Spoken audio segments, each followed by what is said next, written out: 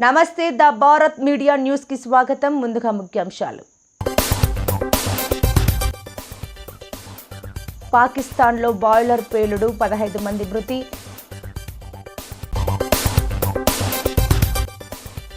తిరుమల శ్రీవారిని దర్శించుకున్న రాష్ట్రపతి ద్రౌపది ముర్ము.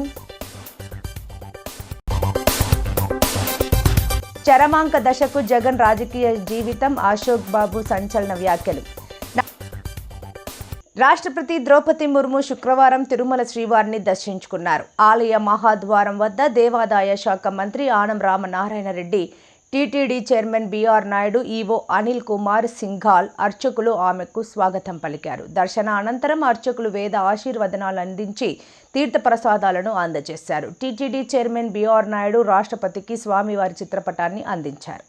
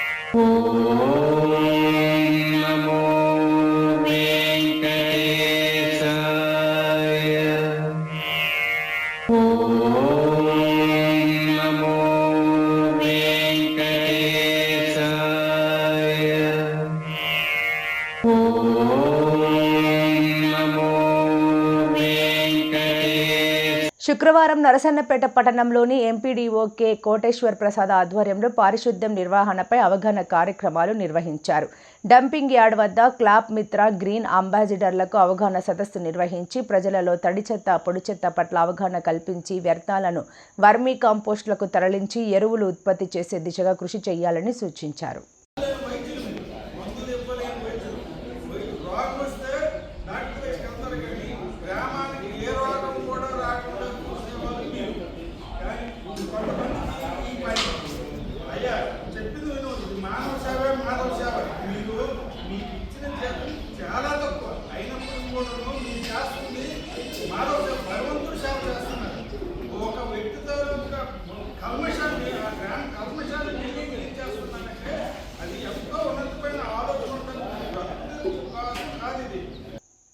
తదేకం ఫౌండేషన్ అంజు ఐకేర్ ఆధ్వర్యంలో కళ్ళజోళ్ల పంపిణీ. అంజు కంటి ఆసుపత్రి ఆధ్వర్యంలో సుమారు 520 మందికి వైద్య పరీక్షలు నిర్వహించి తదేకం ఫౌండేషన్ కళ్ళజోళ్లను గురువారం ఎమ్మెల్యే క్యాంప్ కార్యాలయంలో కళ్ళజోళ్ల పంపిణీ కార్యక్రమం నిర్వహించారు. ఈ సందర్భంగా ఎమ్మెల్యే నానాజీ మాట్లాడుతూ తదేకం ఫౌండేషన్ సభ్యులు సుధా మాధవి, మేజర్ జనరల్ సంజయ్లు అనేక కార్యక్రమాలు నిర్వహిస్తున్నారని, అందులో భాగంగానే అంజు హాస్పిటల్ వారు కంటి పరీక్షలు చేయడం, అవసరమైన వారికి కళ్ళజోళ్లను తదేకం ఫౌండేషన్ వారు ఇవ్వడం జరిగిందని తెలిపారు. ఈ సందర్భంగా వారికి ప్రత్యేకమైన కృతజ్ఞతలు తెలిపారు. అందరికీ నమస్కారం. మొన్న ఆదివారం నాడు జరిగినటువంటి కూటమి పార్టీ వైభవంగా జరుపుకున్నటువంటి కార్తీక భోజన భవనోత్సవాల్లో అనేక రకాలైనటువంటి ఆటలు పాటలతో పాటు ప్రధానమైన ఆరోగ్య సమస్యలు కూడా దృష్టిలో పెట్టుకుని అన్ని ఆసుపత్రుల్లో కూడా రిక్వెస్ట్ చేసి బీపీ కానీ, బ్లడ్ షుగర్ కానీ, ఇతర సర్జరీస్ ఏదైనా అవసరమైనట్టు కానీ, అంకాలజీ డిపార్ట్మెంట్ కానీ, అట్లాగే నేత్ర శిబిరాలు కానీ పెట్టడం జరిగింది. అనేక వేల మంది అక్కడ పరీక్షించుకోవడం జరిగింది. అట్లాగే ప్రతి సంవత్సరంలాగే అంజు ఐ కేర్ వారు ఈ సంవత్సరం కూడా సుమారు 500 మంది చూస్తా పేషెంట్లు, 520 మంది పేషెంట్లని 243 కలజోళ్ళు చూడడం జరిగింది. అందులో 243 మందికి ఐసైట్ ఉంది. ఆ కలజోళ్ళని తదేకం ఫౌండేషన్స్ నుంచి సుధ గారు, మాధవ్ గారు, అలాగే మేజర్ జనరల్ సంజయ్ గారి యొక్క నేతృత్వంలో ప్రతి సంవత్సరం అనేక కార్యక్రమాలు తదేకం ఫౌండేషన్స్ గత 4-5 సంవత్సరాలుగా కాకినాడ రోడ్లో అనేక సేవలు చేస్తూ ఉన్నారు. అలాగే ప్రతి సంవత్సరం కలజోళ్ళు కూడా ₹1,00,000 వెచ్చించి వాళ్ళకు కలజోళ్ళు కూడా ఇస్తూ ఉన్నారు. ఈ సంవత్సరం కూడా తదేకం ఫౌండేషన్స్ నుంచి కలజోళ్ళు, అలాగే అంజు ఐ కేర్ నుంచి పరీక్షలు చేసి ఇవాళ ఇవ్వడం జరుగుతుంది. ఎవరైతే ఆ రోజు చూపించుకున్నారో వారికి ఎవరికైతే అవసరమైతే వారికి పవర్ని బట్టి చేసి ఆ ఫ్రేమ్స్ కూడా వాళ్ళ ఫేస్కి ఏ రకంగా సూట్ అవుతాయి అన్నది ఆవేళ అక్కడే డిసైడ్ చేసి వాళ్ళు సెలెక్ట్ చేసుకున్నటువంటి ఫ్రేమ్స్తోనే ఈ గ్లాసెస్ ఇన్సర్ట్ చేసి ఇవాళ ఇవ్వడం జరుగుతుంది. సుమారు 100 మంది పైన వచ్చారు. ఇంకొక 100 మందికి మళ్ళీ ఇంకొక 2-3 రోజులు ఒక డేట్ అనౌన్స్ చేసి ఆ 100 మందికి కూడా అంటే కలజోళ్ళు అయితే 243 వచ్చాయి కదండి, 243 కూడా వచ్చేసాయి. కానీ కొంతమంది వేళ రావడం జరిగింది, 100 మందికి. అంటే దయచేసి నేను ఎందుకు చెప్తున్నానంటే విడివిడిగా రావద్దు, విడివిడిగా వస్తే ఇవన్నీ మిక్స్ అయిపోయి ఇబ్బంది అవుతుంది. కాబట్టి మరొక డేట్ రేపు మెసేజ్ పెడతాం, రేపు మెసేజ్ పెట్టి మిగిలిన వాళ్ళు ఆ డేట్కి రావాల్సిందిగా కోరుతూ ఇటువంటి మంచి కార్యక్రమాన్ని ప్రోత్సహించి మాతోటి అలా క్రియాశీలక సభ్యత్వాలు చేయించి మమ్మల్ని అందరినీ కూటమిలో ఉన్న నాయకులందరూ కలిసి ఒక చోట కళ్ళ కారకులైనటువంటి పవన్ కళ్యాణ్ గారికి, చంద్రబాబు నాయుడు గారికి, మోడీ గారికి ధన్యవాదాలు తెలియజేస్తూ ఇంత చక్కటి కార్యక్రమాల్లో మమ్మల్ని భాగస్వాములు చేసిన అంజు ఐ కేర్ వారికి, తదేకం ఫౌండేషన్ వారికి ధన్యవాదాలు తెలియజేసుకుంటూ సెలవు తీసుకుంటాం. ప్రతి ఒక్కరితో కలిసిమెలిసి ఉన్న వ్యక్తి స్వర్గీయ డాక్టర్ కుక్కల నాగేశ్వరరావుని మల్లికార్జున రెడ్డి వైఎస్ఆర్సీపీ నాయకులు అల్లి రాజాబాబు, పీసీసీ సభ్యులు కుక్కల పోతురాజు పేర్కొన్నారు. స్వర్గీయ Kukkala Nageswara Rao SK shipping private limited company ఏర్పాటు చేసి విశాఖపట్నం ఓడరేవులో సరుకులు దిగుమతి చేసుకునే కాంట్రాక్టు పనులను చేస్తూ వ్యాపారవేత్తగా ఎదిగారని మల్లికార్జున్ రెడ్డి, వైఎస్ఆర్సీపీ నాయకులు అల్లి రాజాబాబు, కాంగ్రెస్ పార్టీ పీసీసీ సభ్యులు కుక్కలు పోతురాజు పేర్కొన్నారు. శుక్రవారం కాకినాడ డైలీ ఫర్ సెంటర్లో స్వర్గీయ కుక్కలు నాగేశ్వరరావు 12వ వర్ధంతి ఘనంగా నిర్వహించారు. తొలి తాగి చిత్రపటానికి పూలమాలలు వేసి నివాళులు అర్పించారు. అనంతరం పేదలకు భారీ అన్నదానం చేపట్టారు. ఈ సందర్భంగా వారు మాట్లాడారు. 2004లో తెలుగుదేశం పార్టీలో, 2006లో కాంగ్రెస్లో, 2012లో వైఎస్ఆర్సీపీలో చేరారని పేర్కొన్నారు. మొవ్వా జెడ్పీటీసీ సభ్యునిగా గెలుపొంది 2006 జెడ్పీ చైర్మన్గా కొనసాగారని తెలిపారు. ఒంగోలు గిత్తెల పెంపకంలో ప్రత్యేక శ్రద్ధ కనబరిచారని తెలిపారు. ఆయన ఒంగోలు ఎద్దు దేశస్థాయి ఛాంపియన్గా నిలిచి ద్రోణాచార్య కోడేగా అవార్డును పొందడం జరిగిందన్నారు. ఉత్తమ గో సంరక్షక అవార్డును అందుకున్నారు.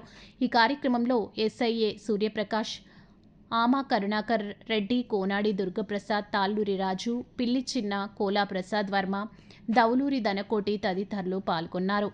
కాకినాడ పట్టణంలో Kakinada dairy farm centre Palavaraju నగర్లో ఈరోజు ఆయన 12వ వర్ధంతి సందర్భంగా Kukkala Nageswara garu SK shipping private limited Krishna జిల్లా జడ్పీ చైర్పర్సన్, అలాగే కేంద్ర పాలక మండలి సభ్యులు కూడా చేయడం జరిగింది.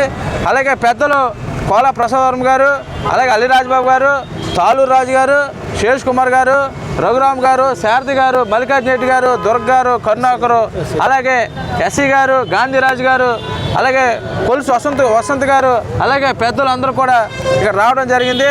ఈ కార్యక్రమం జయప్రదం చేయడం చాలా సంతోషం. అలాగే పూలమాలలు వేసి అలా వేశారు. అలాగే ఆయన గురించి 2 ముక్కల్లో చెప్పడం జరుగుతుంది. ఆయన కాకినాడ పోర్టులో ఒక షిప్పింగ్ కంపెనీ పెట్టడం జరిగింది. రిలయన్స్ స్టార్ట్ అయినప్పుడు స్టార్టింగ్ ఆఫ్ షోర్ వెసల్ అంటే ఏంటి, రిగ్ వెలకొట్టేటప్పుడు ఏంటి అనేది అందరికీ ఆయన నేర్పిన వ్యక్తి. ఈరోజు మొట్టమొదటిగా వేసిపూసి కంపెనీ తర్వాత ఎస్కే షిప్పింగ్ ఆ తర్వాత కంపెనీ చేయడం జరిగింది. ఆ ఎస్కే షిప్పింగ్ ప్రైవేట్ లిమిటెడ్ ద్వారా చాలామంది 100 మందికి ఆయన పని కల్పించడం జరిగింది. విశాఖపట్నంలో కానీ, కృష్ణాపట్నం కానీ, పారాదీప్ కానీ, అలాగే ఇంకా మచిలీపట్నం పోర్టు కానీ ఆయన అన్ని పోర్టులో కూడా వ్యాపారం చేయడం జరిగింది. ఆయన అకాలంగా 2013 నవంబర్లో చనిపోవడం జరిగింది. ఆయన బిజినెస్లో చాలా గొప్పగా బిజినెస్ చేయడం జరిగింది. అలాగే ప్రజలకి సేవ చేద్దామని చెప్పి ఆయన 2009లో జిల్లా పరిషత్ చైర్మన్ అవటం, ఉమ్మడి కృష్ణా జిల్లాలో ఆయన చైర్మన్ అవ్వడం జరిగింది. అలాగే ఆయన విశాఖపట్నం పోర్టులో ఎక్కువ అంటే వేల టన్నులు అంటే దగ్గరగా ఒక 7,000 మిలియన్ అంటే చెప్పలేం, కానీ చాలా షిప్పులు కూడా దగ్గరగా మా చిన్న 100 షిప్పులు రావడం జరిగింది. ఆయన వ్యాపారం చేయడం జరిగింది. అలాగే రిలయన్స్ అంబానీ గారితో కానీ, అదానీ కానీ, జిందాల్ కంపెనీ, టాప్ మోటార్స్ కంపెనీలు భారతదేశంలో ధనవంతులైనటువంటి వాళ్ళతో ఆయన ఫోన్ మాట్లాడటం కాదు, వ్యాపారం చేయడం జరిగింది. ఆయన గురించి చెప్పాలంటే ఇంకా మాటలు కాదు, గంటల పడి చెప్పాల్సి వస్తుంది. ఈరోజు ఆయన చాలామంది కాకినాడ పోర్టులో కార్మికులు స్టీడోరింగ్ అంటే ఏంటి, C&F అంటే ఏంటి, ఎలా అన్లోడింగ్ చేయించాలి, ఎలా లోడింగ్ చేయించాలని చెప్పి ఆయన పని నేర్పడం జరిగింది. చాలామంది ఒక ఎంప్లాయీస్ కానీ కూలీలు కూడా చాలామందికి ఆయన పని కల్పించడం జరిగింది. అలాగే ఈరోజు ఆయన మేము వర్ధంతి చేసుకోవడం మాకు చాలా సంతోషం. ఆయన కాకినాడ అంటే చాలా ఇష్టం.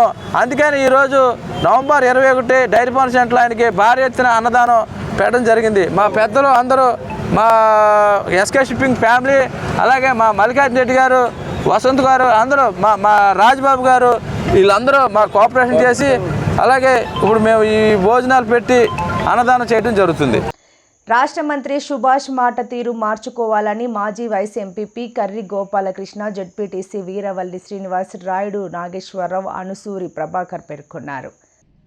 రాష్ట్ర మంత్రి వాషంశెట్టి సుభాష్ కార్తీక వనభోజనాల్లో శెట్టి బలిజ కులాన్ని విమర్శించే విధంగా మాట్లాడడం సరికాదని, మంత్రి సుభాష్ మాట తీరు మార్చుకోవాలని మాజీ vice MPP Karri Gopalakrishna, ZPTC Veeravalli Srinivas, Rayudu Nageswara Rao, Anusuri Prabhakar హితవు పలికారు. కాకినాడ జిల్లా శెట్టి బలిజ కమ్యూనిటీ హాల్లో విలేకరుల సమావేశం నిర్వహించారు. ఈ సందర్భంగా వారు మాట్లాడుతూ మంత్రి సుభాష్ మాజీ మంత్రి వేణును విమర్శించడం సరికాదన్నారు. గత ప్రభుత్వాలు శెట్టి బలిజ ఐక్యతను చూసి రాష్ట్ర కేబినెట్లో మంత్రి పదవులు ఇవ్వడం జరిగిందన్నారు.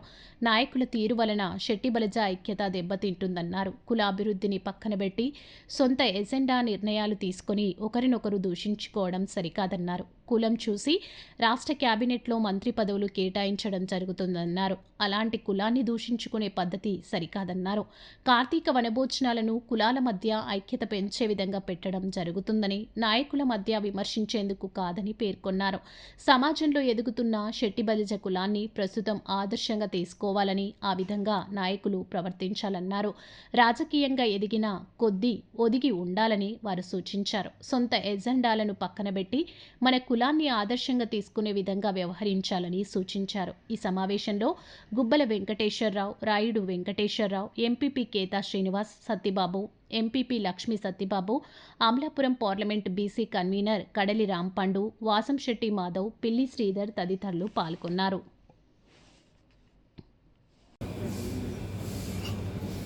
మొన్న నవంబర్ 16 అమలాపురంలో శెట్టి బలిజ వన సమారాధన జరిగింది. ఆ వన సమారాధనలో మాకు మంత్రివర్యుల మీద మాకు ఎటువంటి చెడ్డ అభిప్రాయం లేదు, కానీ ఆయన మాట్లాడిన తీరు మాకు నచ్చలేదు, మాకు మనసు నొప్పించింది. సాటి సోదరుడైనటువంటి ఈ కులంలో ఒక నాయకుడైనటువంటి మాజీ మంత్రివర్యులు, మాజీ జడ్పీ చైర్మన్ అయినటువంటి ఆయన మీద అటువంటి అసభ్య పదజాలాన్ని వాడడం అనేది మంత్రి స్థానంలో ఉండి అది చాలా శోచనీయం, బాధాకరం. దయచేసి మన శెట్టి బలిజ కులంలో ఇటువంటి పునరావృతం కాకుండా నాయకులు సమన్వయంతో పాటించి ఒకరినొకరు గౌరవించుకుంటూ సహోదర ప్రేమని పెంపొందించుకుంటూ ఈ కులాన్ని ముందుకు నడిపించి ఈ కులానికి మంచి లాభాలు చేకూర్చాలని ఈ ప్రెస్ మీట్ ద్వారా నేను తెలియజేస్తున్నాను. అందరికీ నమస్కారం. సంఘీయులందరికీ నమస్కారం. అలాగే పాత్రికేయ మిత్రులు కూడా నమస్కారం. మరి ఈ కార్తీక వన సమారాధన ఈ కార్తీక మాసంలో అందరిలాగే మా సెట్టుబల్జీ సోదరులు అందరూ కూడా ప్రతి చోట కూడా కార్తీక వన సమారాధన కార్యక్రమాలు నిర్వహించుకోవడం జరిగింది. చాలా బ్రహ్మాండంగా జాతి అంతా కూడా గర్వించేలాగా ఈ కార్యక్రమాలు నిర్వహించుకున్నారు. దానికి సంఘీయులందరూ కూడా హర్షధ్వానాలు తెలియజేస్తున్నాం. ఎవరైతే ఈ కార్యక్రమాలు నిర్వహించారో వాళ్ళందరికీ కూడా పేరు పేరున ధన్యవాదాలు. మరి అలాగే అమలాపురంలో మన యొక్క మంత్రి గారి ఆధ్వర్యంలో ఈ కార్తీక వన సమారాధన గత కొంతకాలంగా ఆయన కూడా చాలా ఎక్కువ క్రౌడ్ని రప్పించి సెట్టుబల్జీలందరినీ రప్పించి సెట్టుబల్జీల యొక్క స్ట్రెంగ్త్ చూపించి ఒక చక్కటి కార్యక్రమాలు ఆయన కూడా చేస్తున్నారు. అక్కడ తుడుపూడి సూర్యనారాయణరావు గారు అధ్యక్షతన కూడా కార్యక్రమాలు జరుగుతున్నాయి. దానికి చాలా సంతోషం. మేమందరం కూడా సెట్టుబల్జీలుగా గర్విస్తున్నాం. రాజకీయంగా ఎదుగుతున్నారు మన వాళ్ళందరూ కూడా. మాకున్నదే చాలా తక్కువ మంది.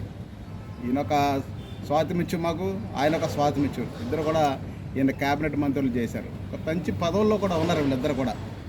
సో వీళ్ళు ఏంటంటే సంఘ ఐక్యతనికి పక్కన పెట్టేసి, సంఘానికి చేయవలసిన పనులు పక్కన పెట్టేసి, కొంతమంది ఉపాధి కల్పించాలి, వాళ్ళ ఉపాధి కల్పించడం మానేసి సొంత ఏజెండా తీసుకుని సొంత నిర్ణయాలు తీసుకుని ఒకళ్ళ మీద ఒకళ్ళు దూషించుకునే పరిస్థితి వస్తుంది. అసలు వనభోజనాలు ఎందుకు పెడుతున్నాం? దాని అర్థం ఏంటి? వనభోజన కార్యక్రమం ఎందుకు పెడుతున్నామండి? సంఘం డెవలప్ అవ్వాలి, సంఘం ద్వారా ప్రజలు డెవలప్ అవ్వాలి, కులం డెవలప్ అవ్వాలి. మనకు తెలిసిన మంచి విషయాలు రాజకీయ నాయకులను రప్పించి వాళ్ళ ద్వారా మంచి విషయాలు చెప్పించి నేటి యువత రేపటి యువతగా తయారయ్యి ఈ సంఘాన్ని ముందుకు తీసుకెళ్తామనే ఉద్దేశంతో ఈ వనభోజనాలు పెట్టడం జరిగింది. కానీ వీళ్ళ రాజకీయ నాయకులు ఏం చేస్తున్నారని ఎదిగిన తర్వాత ఒకళ్ళ మీద ఒకళ్ళు దూషించుకుంటున్నారు. ఇది ఎంతవరకు సబబు అని చెప్పేసి రేపు పొద్దున అప్కమింగ్ లీడర్స్కి మనం ఏం చెప్తాం, ఏం సమాజాన్ని అసలు ఏమి మెసేజ్ని ఇస్తాం రేపొద్దున అని చెప్పేసి మాకు చాలా ఆందోళన ఉంది. అసలు ఇది కరెక్ట్ కాదు. ఒకళ్ళు దూషించుకోవడం అనేది కార్యక్రమమే మంచిది కాదు. ఆయన కొంతమందికి లబ్ధి చేస్తున్నారు. ఆ పార్టీలో ఉండి మీ పార్టీలో మీరు అందరికీ మీకు కూడా తిరిగిన యువత అందరికీ చేయూతండి, మంచి మంచి కార్యక్రమాలు చేయండి. ప్రభుత్వం నుంచి ఏదైతే నిధులు వస్తాయో అవన్నీ తీసుకొచ్చి ప్రజలకి జవాబుదారీ ఉండి మీరు మంచి అనిపించుకోవాలి తప్ప కులంలో ఉన్న వ్యక్తులనే ఇవాళ కులంలో ఉండి తిట్టుకోవడం అనేది ఎంత మాత్రం కూడా ఇష్టం లేదు. మరి బ్రిటిష్ వాళ్ళు ఈ దేశాన్ని 200 సంవత్సరాలు పరిపాలించారు. ఎవరు కూడా ఎక్కడ వాళ్ళు ఎప్పుడు తిట్టుకోలేదు, వాళ్ళు కొట్టుకోలేదు. ఇవాళ పరిస్థితి ఎంత దారుణంగా ఉందంటే భోజనాలు ఇసుక జల్లేరట ఎవరో. ఏం శోచనీయమండి ఇది? మన కులం ఎక్కడికి పోతుంది? మనందరం ఎటువైపు నడుస్తున్నాం? ఈరోజు చదువుకున్నాం, సమాజంలో ఒక మంచి లీడర్లుగా ఎదుగుతున్నాం. మీ నుంచి మేము ఏమి నేర్చుకోవాలి? మీరు ఇచ్చే మెసేజ్ చాలా, ఎందుకంటే మిమ్మల్ని యువత ఆదర్శంగా తీసుకోవాలి. యువత అంతా మీ వెనకాల నడుస్తుంది, దానికి జోహార్లు. అనేక మంది మిమ్మల్ని అనుసరిస్తున్నారు, దానికి కూడా జోహార్లు మీ అందరు కూడా. కానీ మీరు చేసే కార్యక్రమాలు రేపటి యువతను దృష్టిలో పెట్టుకొని, సమాజాన్ని దృష్టిలో పెట్టుకుని, సమాజం ఎలాగా మంచి చేయాలి. ఇవాళ కులం చూసే కదా మీకు టికెట్ ఇచ్చారు, కులాన్ని చూసే కదా ఇవాళ మినిస్టర్ ఇచ్చారు. మీరు ఎదిగినా, ఇంకోళ్ళు ఎదిగినా, ఏ నాయకులు ఎదిగినా సమానం. అందరూ కూడా మీరు అందరూ బాగా ఎదగాలని చెప్పేసి కులం కోరుకుంటుంది. అసలు కులం ఏం కోరుకుంటుంది? మీరు ఎవరో ఒకళ్ళు కులం నుంచి అభివృద్ధి చెందాలి, రాజకీయంగా ఎదగాలి. రాజకీయంగా ఎదిగిన వాళ్ళే కదా సేవ చేస్తారని చెప్పేసి ఆలోచనతో మరి ఎదుగుతున్నారు. మీరెంత ఎదిగి ఒదిగి ఉండడం మానేసి మీరు చెప్తున్నారు నేను చాలా ఒదిగి ఉంటానని కూడా మనం మీ స్పీచ్లో చెప్పారు. మరి ఒకళ్ళొకళ్ళు దూషించుకోవడం అనేది అస్సలు సుతారం కులంలో ఇష్టం లేదు. ఎవరైతే ఉన్నారో వాళ్ళందరూ కూడా మంచి మెసేజ్ ఇచ్చేలాగా మీరు అభివృద్ధి చెందండి. అట్ ద సేమ్ టైం కులాన్ని కూడా అభివృద్ధి చెందేలాగా చేయాలని చెప్పేసి మీ అందరికీ తెలియజేస్తున్నాం. మాజీ సీఎం జగన్మోహన్ రెడ్డిపై మాజీ ఎమ్మెల్సీ పర్చూరి అశోక్ బాబు తీవ్రస్థాయిలో విరుచుకుపడ్డారు. శుక్రవారం నాడు మీడియాతో మాట్లాడుతూ 9 ఈడీ చార్జ్ షీట్లు ఉన్న జగన్ కోర్టుకు హాజరైన తీరు చావుకి పెళ్లికి ఒకే భజంత్రి అనే సామెతను గుర్తు చేసిందంటూ ఎద్దేవా చేశారు. గతంలో సీనియర్ నాయకులు లాలు పివి నరసింహారావు నిరాడంబరంగా కోర్టుకు హాజరయ్యారని గుర్తు చేశారు. నిజం అంటే కరెక్ట్గా జగన్కి ఇది సరిపోతుంది. ఎందుకంటే 11 ఛార్జ్ షీట్లు సిబిఐ, 9 ఛార్జ్ షీట్లు ఈడీ వేసిన వ్యక్తి కోర్టుకు వెళ్ళేటప్పుడు ఎలా ఉంటాడనేది మరి భారతదేశ న్యాయ వ్యవస్థలో ఇంతవరకు ఇటువంటి సంఘటన జరగల. గతంలో చాలామంది సీనియర్ రాజకీయ నాయకులు, ముఖ్యమంత్రులు, లాలూ ప్రసాద్ యాదవ్ లేదంటే కేజ్రీవాల్ లేదంటే ఒకప్పుడు ప్రధాని పివి నరసింహారావు కూడా మేము చేసింది తప్పు కాదని నిరూపించుకోవడానికో లేదంటే ఆ ఛార్జ్ షీట్ వేసినప్పుడు విధిగా దీని ప్రకారం కోర్టుకు హాజరవ్వాల్సి వచ్చినప్పుడు వాళ్ళు చాలా సింపుల్గా కోర్టుకు హాజరయ్యారు. గతంలో కూడా జగన్ ఎన్నోసార్లు సిబిఐ కోర్టుకు హాజరయ్యాడు. ఆ రోజు హడావుడు లేదు. కానీ ముఖ్యమంత్రి అయిన తర్వాత ఈయన పందా మారింది. కోర్టుకు హాజరయ్యా అంటే నేను ముఖ్యమంత్రిని, నాకు ఖాళీ లేదు, నేను వస్తే 50 లక్షలు ఖర్చు అవుద్ది, కాబట్టి ప్రభుత్వానికి ఇంత ఖర్చు పెడతాం ఎందుకని చెప్పి నాకు వాయిదా కావాలని చెప్పి అడిగిన వ్యక్తి జగన్. మరి నిన్న ఒక చార్టెడ్ ఫ్లైట్లో బెంగళూరు నుంచి హైదరాబాద్ వెళ్ళాడు. సరే, ఆయన సొంత డబ్బులు కాబట్టి అది మనం ఆక్షేపించడం లేదు. 6 సంవత్సరాల తర్వాత, అంటే బెయిల్ వచ్చి 6 సంవత్సరాలు అవుతే, ఇంతవరకు ముఖ్యమంత్రిగా ఉండి ఒక 5 సంవత్సరాలు, అపోజిషన్లో ఉండి 1 సంవత్సరం, ఏదో కారణం చెప్పి అతను వాయిదాలు వేసుకుని ఇవాళ మరి కోర్టుకి తప్పని పరిస్థితుల్లో హాజరవడం జరిగింది. ఎలా హాజరయ్యాడు? కొన్ని వేల మంది కేకలు, కేరింతలు. అన్నిటికన్నా ఆశ్చర్యమైంది ఏంటంటే, ఈయన అసెంబ్లీకి వెళ్తున్నాడా కోర్టుకి వెళ్తున్నాడా అని జనం కూడా కొంతమంది ఆశ్చర్యం వేసింది. ఇక్కడ అసెంబ్లీకి రాని వ్యక్తి కోర్టుకి వెళ్ళేటప్పుడు ఇంత హడావుడి చేయటం ఏమిటనేది ఒక సామాన్య రైతు, కూలీ, రిక్షా దొక్కుకునే స్థాయి వ్యక్తులు కూడా ప్రశ్నించే పరిస్థితి. ఏం రప్పా ఏంటి? ఏదో సినిమాలో డైలాగ్ వచ్చింది, దాన్ని నువ్వు రప్పా అని చెప్పి హైదరాబాద్లో కోర్టుకి వెళ్తే చూపించుకోవాల్సిన అవసరం వచ్చింది. ఇక్కడ రప్పా అన్నావు, 11 సీట్లు వచ్చినాయి. అక్కడ నువ్వు రప్పా అన్నావు అనుకో, కడకడా లెక్క పెట్టుకోవాలి. కాబట్టి ఎక్కడ రప్పా అనాలి, ఏ ప్రదేశంలో అనాలి కూడా తెలియకుండా ఒక రకమైన ఉన్మాదంలో జగన్ ఉన్నాడనేది ఇవాళ దాదాపు ఒక లెవెల్ న్యాయ వ్యవస్థ గురించి తెలిసిన వాళ్ళందరూ కూడా అర్థమవుతుంది. ఇతను ఒక రకమైన భయంతో, ఎందుకంటే అన్ని కేసులు వాళ్ళు మెడకు చుడుతున్నాయి. వివేకానంద రెడ్డి మర్డర్ కేసు కానీ, అటు టీటీడీలో నెయ్యి విషయం కానీ, ఈడీ కేసులు కానీ, సిబిఐ కేసులు కానీ ఒక్కొక్కటి దగ్గరికి వస్తుంది. అంటే ఇతను చరమాంక దశ, రాజకీయ జీవితం చరమాంక దశకి దగ్గర అవుతున్నాడు. అంటే మనం విజయవాడ నుంచి హైదరాబాద్ వెళ్ళేటప్పుడు దాదాపుగా మనం ఎల్బీ నగర్ వస్తే హైదరాబాద్లోకి వెళ్ళిపోయినట్టే. ఆ స్థాయిలో ఉన్నాడు ఇతను ఇవాళ. కాబట్టి అతను పైగా విచిత్రమైన మనస్తత్వం, వారంగా చెప్పాలంటే ఉన్మాదంతో కూడిన మనస్తత్వం అవుతుంది. కాబట్టి ఇటువంటి చర్యలు చేపట్టడం, ఇలా బిహేవ్ చేయడం అనేది అతను కొత్త కాదు. గతంలో న్యాయ వ్యవస్థ మీదే పెద్ద దాడి చేశాడు అతను.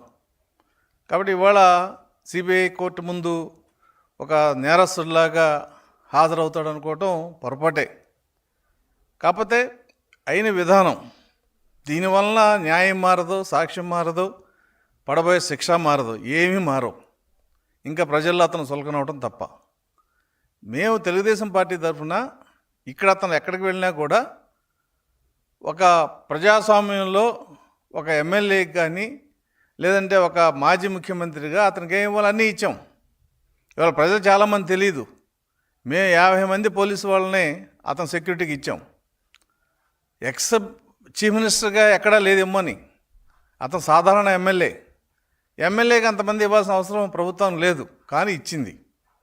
ఎక్కడికి వెళ్ళినా అతను యాత్రలు, జాతరలు అంటూ ఊళ్ళకి వెళ్ళినప్పుడు కొంత నియమ నిబంధన పాటించడం చెబితే మనం చెప్పిన కొందుకు రెచ్చిపోయి జనాలను పోగు చేసి అల్లరల్లరి చేయడం అనేది అతనికి హ్యాపీగా మారింది.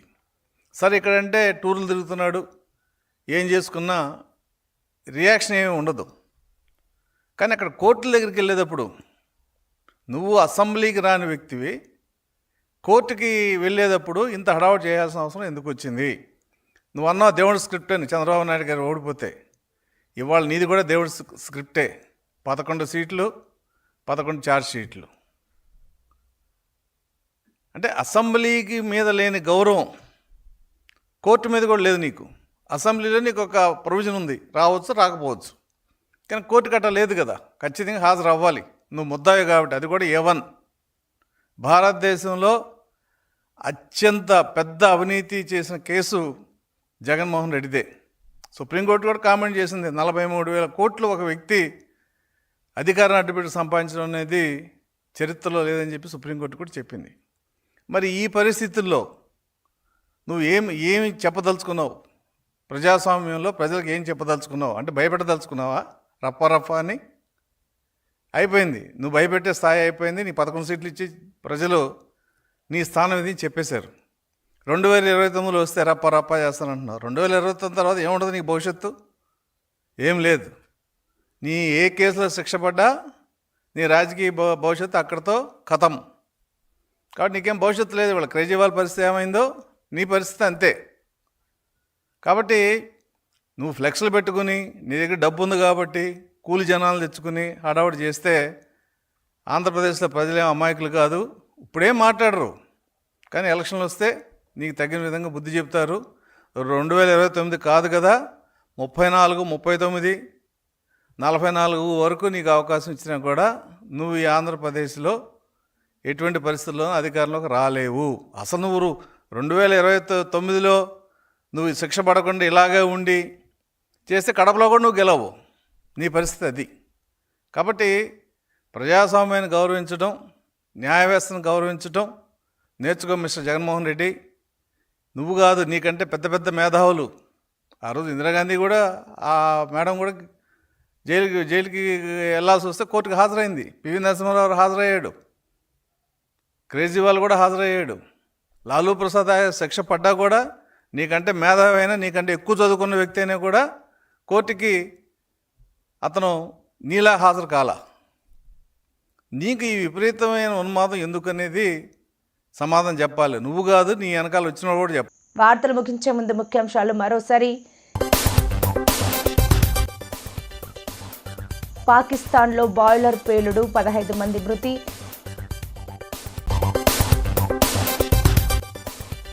తిరుమల శ్రీవారిని దర్శించుకున్న రాష్ట్రపతి ద్రౌపది ముర్ము. చరమాంక దశకు జగన్ రాజకీయ జీవితం, అశోక్ బాబు సంచలన వ్యాఖ్యలు. ఈ వార్తలు ఇంతటితో సమాప్తం. నమస్కారం.